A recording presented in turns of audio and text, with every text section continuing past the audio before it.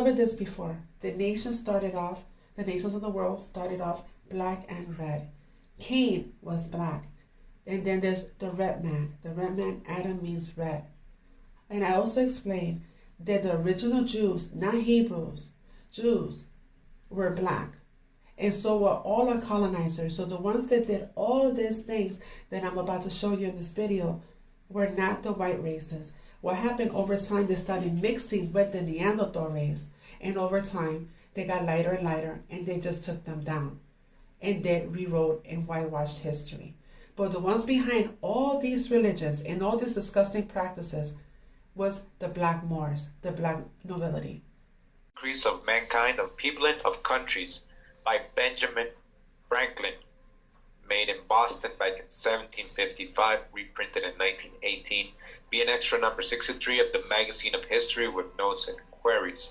Now it says here in this book what Benjamin Franklin basically says, right? This is in his own words. It says, number 24, which leads me to add one remark, that the number of purely white people in the world is proportionally very small. All Africa is black or Tani, right? Tani. Remember that word they call the Indians Tani, all right? So here you go. Look, they're referring to Africans as Tani. Asia is chiefly Tani, all right? So black, right? America, exclusive of the newcomers, wholly so. So America also is black or Tani, wholly so, wholly. This is Benjamin Franklin telling you, right? And in Europe, the Spaniards, Italians, French, Russians, and Swedes are generally of what we call swarthy complexion, or dark or black, dark complexion, black. Telling you the original Europeans are dark. Benjamin Franklin is telling you right now. As are the Germans also. The Saxons only accepted who, with the English, make the principal body of white people on the face of the earth. And we know the Saxons, they seem to be some of those 10 tribes of Slavic. Before Columbus, they've been trading with the Aztecs. This is a secret history of the black race that the Europeans were trying to keep from you. And it's not just black people who are being erased from history. It's actually the European characters who were black who are being reworked. For example, Julius Caesar was also black. Did you know? The kings of England were all black until, photography came around. And Christopher Columbus himself was black.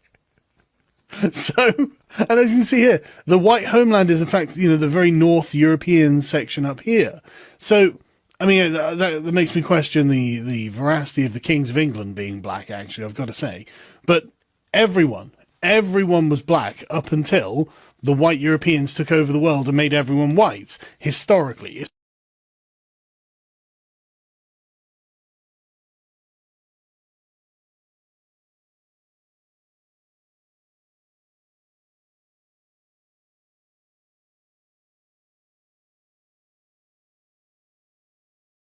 America's first recipe was deep frying Native Americans. Settlers literally wrote in journals about cutting natives' bodies into chunks, dropping them in hot oil and eating them. Entire towns filled with the smell of roasted flesh. That's the real founding story that they don't put in the history books. And that's the reason why they're taking out this stuff out of the history books and out of schools. That the ancestors of these people are cannibals.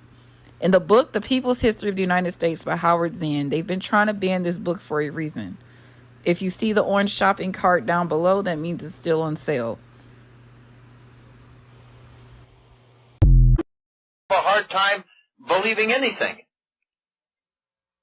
Well, we've done a great brainwashing job on them over the centuries, and especially the last few hundred years. We've just brainwashed them completely. They believe anything we tell them. And, in the meantime, we have a lot of fun around Passover where we steal the children. And, I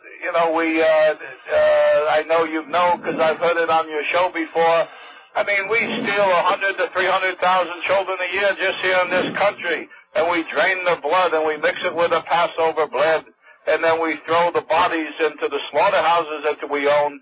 And we grind up all the bodies in the sausage and the hamburger. McDonald's is one of our favorite outlets. And the people, they eat it for breakfast, they eat it, their children for lunch.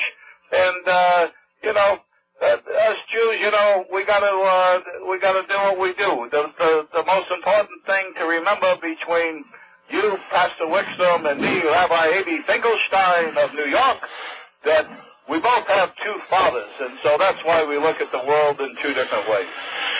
And we know that there's a massive collision that's going to take place between two forces, don't we? Well, that's what your book says. Our book says that we're going to take over the world.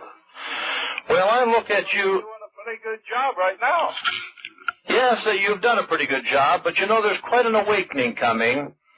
And my father, who's not your father, my father Yahweh, who isn't your father, of course, your father is talked about by my father in John 8:44, stating that your father was Satan and that you're the descendant of Cain, who was the first murderer. And you know that's true because you teach it in your synagogue.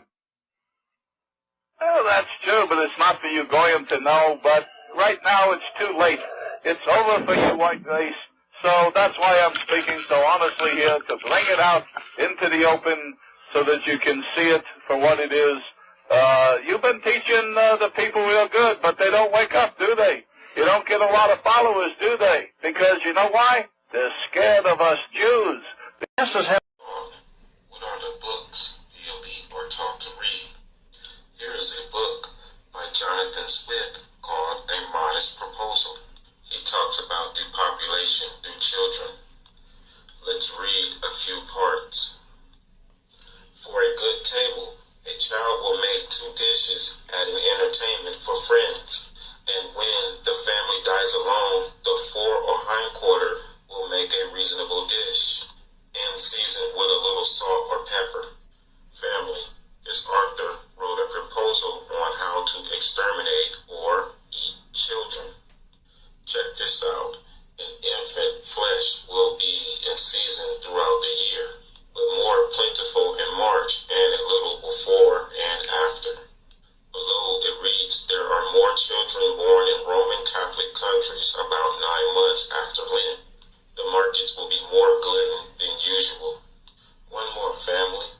Those who are more thrifty, as I must confess from times required, may flee or sell the carcass, the skin of which artificially dressed will make adorable gloves for ladies and summer boots for fine gentlemen.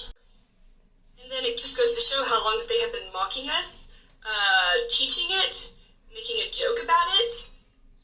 Here's a little bit of it from the book, whatever the fuck it is.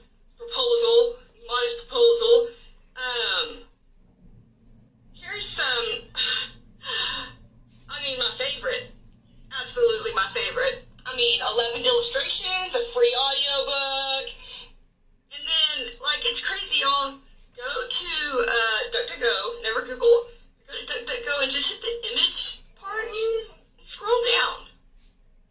I'm 39 years old. I want to know who the fuck has ever been taught this. Who's wrote a fucking essay? Scroll down and look and see how many essays there are, how many pamphlets, how many teachings, how many graphs. Apparently, this is well taught to our students. Never heard of it? Then you go over here. I'm well aware of Red Shoes. I have been following and very deep into Red Shoes since Heather. Heather is one of my main ones that I've made multiple videos about.